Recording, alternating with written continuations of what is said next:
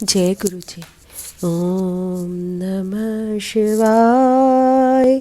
शिव जी सदा सहाय। ओम नमः शिवाय। गुरु जी सदा सहाय। दिव्य आभा। मुझे नवजीवन दान दिया। मैंने भारत सरकार द्वारा आयोजित कैलाश मानसरोवर यात्रा पर जाने की योजना बनाई थी। जब मैंने गुरुजी से आज्ञा मांगी तो उन्होंने कहा कि मैं वहाँ क्यों जाना चाहता हूँ जब शिव तो तेरे समक्ष यहीं पर उपस्थित है। स्वाभाविक है मैं यात्रा पर नहीं गया। उस वर्ष यात्रा मार्ग पर अनेक भूस्खलन हुए जिनमें 20 श्रद्धालुओं के 2 दल उनके नीचे आ गए और उनमें से अनेकों की मृत्यु हो गई। गुरुजी को इस बात का पहले से ही आभास था और उन्होंने मुझे जाने से रोक दिया था। बाद में यह बोला कि देखो मैंने तुम्हारी जीवन रक्षा करी है। उन्होंने एक बार पुनः मेरी रक्षा करी। मुझे गंभीर हृदय रोग था और एंजियोग्राफी की सलाह दी गई थी। गुरुजी के निर्देश के अनुसार यह अखिल भारतीय आयुर्विज्ञान संस्थान में हुआ। इस पद्धति के बाद मुझे गहन सेवा केंद्र में ले जाया गया क्योंकि मुझे शांत दिल का दौरा पड़ चुका था। मेरे 2 रक्त ध्वनियाँ करीब करीब पूरी तरह बंद थीं और तीसरी 90% बंद थी। उसी दिन अपराह्न में मुझे फिर से दिल का दौरा पड़ा। गहन सेवा केंद्र में होने के कारण मेरा तुरंत उपचार हो गया। यदि मैं घर पर होता तो मेरे पास चिकित्सालय तक पहुंचने का समय नहीं होता। रात्रि 10 बजे बताया गया कि मेरे हृदय की बाईपास शल्य क्रिया उसी समय होना आवश्यक है, पर 2 कारणों से यह विपत्तिजनक है। प्रथम मेरे हृदय के अवरोधों के कारण और दूसरा मेरे रुधिर पतला करने की औषधियों के लगातार सेवन के कारण। मेरे परिवार के सदस्यों ने जब गुरुजी से उनकी कृपा का अनुग्रह किया तो वह बोले कि चिकित्सकों को अपना कार्य करने दो, मेरे शरीर के अंदर का वह संभाल लेंगे। फिर उन्होंने ठीक वही किया। उसी रात को मेरे हृदय की शल्य चिकित्सा हुई। अंदर अत्यधिक रक्त प्रवाह और अन्य बाधाएं थीं, पर गुरुजी की कृपा से सब कुशल पूर्वक हो गया। अब वह समस्या बीत गई है और मैं बिल्कुल सामान्य हूँ। इसमें कोई 2 राय नहीं है कि उन्होंने मेरे नव जीवन प्रदान किया है। एक तीसरा अवसर 31 दिसंबर 2006 को आया। हर वर्ष की भांति बड़े मंदिर में आयोजन था। देर रात को मैं संगत में जाने के लिए गुरुजी से आज्ञा लेनी आरंभ की। उन्होंने मेरे परिवार के सदस्यों को तो जाने की अनुमति दे दी, पर मुझे रुकने को कहा। 1 घंटे के उपरांत उन्होंने कहा कि उन्होंने मुझे नव जीवन दिया है और अब मैं वहाँ जा सकता हूँ। उस समय मैं उनके शब्दों का तात्पर्य नहीं समझ पाया, पर जब मैं घर पहुँचा तो पता लगा कि मार्ग में जिस कार में मेरे परिवार जा रहे थे उन्हें कोहरे के कारण दुर्घटनाग्रस्त हो गई थी। ठीक उसी समय जब गुरुजी ने मुझे नवजीवन देने की बात कही थी।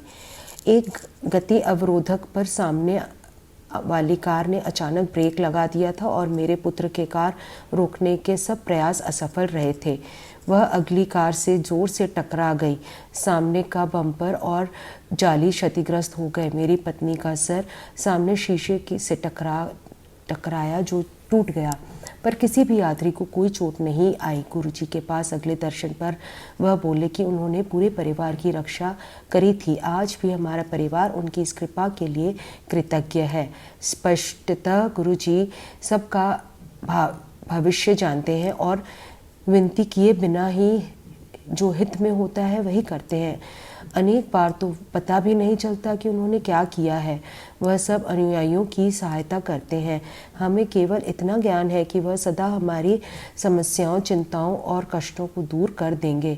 हम अपने सब मानसिक तनाव उन पर छोड़कर शांतिपूर्वक रह सकते हैं। गुरुजी को मिलने बिना उपचार। मेरे ससुर की आयु 90 वर्ष से ऊपर ही होगी। वह मनोभ्रंग डिमनीशिया रोग से ग्रस्त थे, जो बड़े लोगों को अक्सर हो जाता है।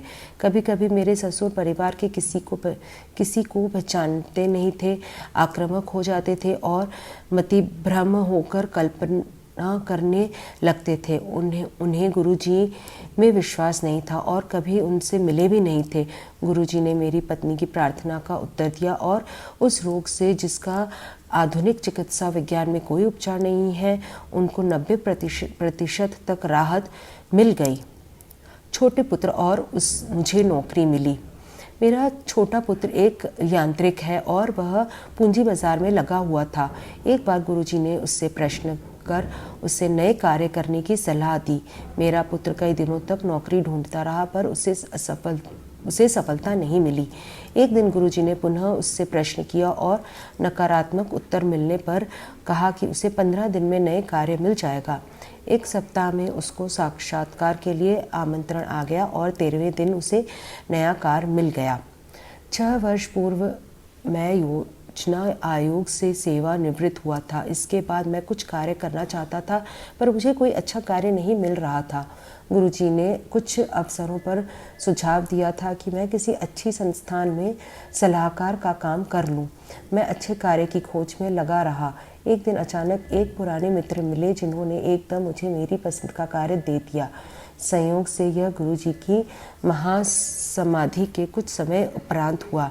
इसमें यही सिद्ध होता है कि गुरुजी अभी भी हमारे साथ हैं और हमारी सहायता कर रहे हैं। संसाधन के अभाव में गृह निर्माण।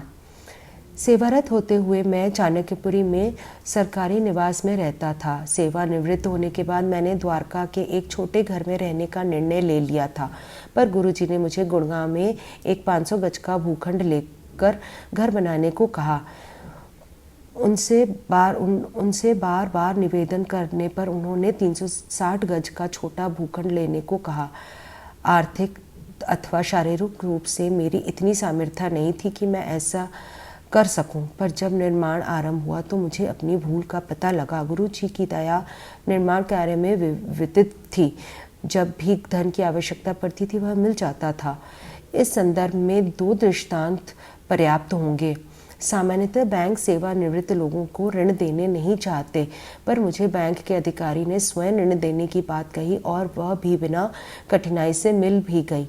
यद्यपि हमारी पैतृक संपत्ति थी, मेरे भाई बहनों में मतभेद था और ऐसा प्रतीत नहीं होता था कि कभी मिट पाएंगे। एक दिन जब मैं बड़े मंदिर में था, मेरी बहन ने फ़ोन करके कहा कि अब सब मतभेद समाप्त हो गए हैं, एक खरीदार मिल गया है और मुझे पहली किश्त अगले दिन मिल जाएगी। इस प्रकार गुरुजी की कृपा से कभी भी धन की कमी नहीं हुई। रोग से पहले उसका निदान। गुरुजी ने मेरी पत्नी को ताम्र लोटा लेने को कहा। हम चकित रह गए क्योंकि मेरी पत्नी को बढ़ती आयु की समस्याओं, कोलेस्ट्रॉल और यूरिक अम्ल के अन्यथा और कुछ नहीं था, पर हमने गुरुजी के निर्देश का पालन किया। गुरुजी द्वारा अभिमंत्रित ताम्र लोटे में मेरी पत्नी ने प्रतिदिन जल पीना आरंभ किया। कुछ दिन बाद ही वह रोगग्रस्त हो गई। परीक्षणों से ज्ञात हुआ कि यद्यपि उसके हीमोग्लोबिन में सुधार हुआ था, पर कोलेस्ट्रॉल और यूरिक अम्ल में गिरावट आ गई थी। इतने अच्छे परिणाम तो पिछले 40 वर्ष में कभी नहीं आए थे। तत्पश्चात वह शीघ्र स्वस्थ भी हो गई। स्पष्ट था कि गुरुजी को उसके रोग का पूर्वाभास था और उन्होंने उसे पहले ही रोग दिया था। मधुमेह का मीठा उपचार। मेरी माँ, जो 70 वर्ष से ऊपर थी, मधुमेह रोग से पीड़ित थी। उन्हें रोज़ इंसुलिन इंजेक्शन लेना पड़ता था। उसके अलावा हृदय और यकृत की समस्याएं थी, गठिया और अपचन भी थे। वास्तव में वह गुरुजी के पास आने की अभिलाषा रखते हुए भी आने का साहस नहीं जुटा पाती थी, क्योंकि संगत में पृथ्वी पर बैठना पड़ता था। परिवार के बार बार कहने पर उन्होंने आना आरंभ किया। पहले दिन ही गुरुजी ने उनकी मुट्ठी भर कर बर्फी दी।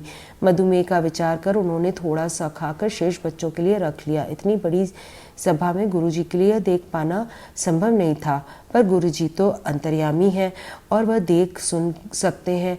उन्होंने उन्हें फिर बुलाकर पहले से भी अधिक बर्फी देकर संगत में ही समाप्त करने का निर्देश दिया। उन्होंने वैसा ही किया और कुछ दिनों के उपरांत चिकित्सकों ने उसके मधुमेह में आश्चर्यजनक सुधार देखा।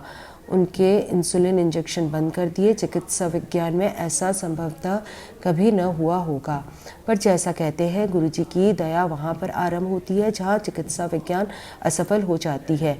उनके गठिये में भी सुधार आया और वे ऐसा ही हृदय रोग में हुआ। अब वह घंटों अपने पैर मोड़कर बैठ सकती थी। उनके हृदय की औषधियाँ भी कम कर दी गईं।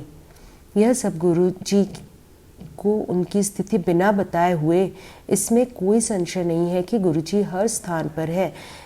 उन्हें बताए बिना ही उन्हें सबका ज्ञान है और वह सब करने में सक्षम है। वह अपने अनुयायियों के हित में जो भी है वही स्वयं कर देते हैं। भगवान दास जेठरा, गुड़गांव। ओम नमः शिवाय। शिव जी सदा सहाय। ओम नमः शिवाय। गुरु जी सदा सहाय। शुक्राना गुरु जी।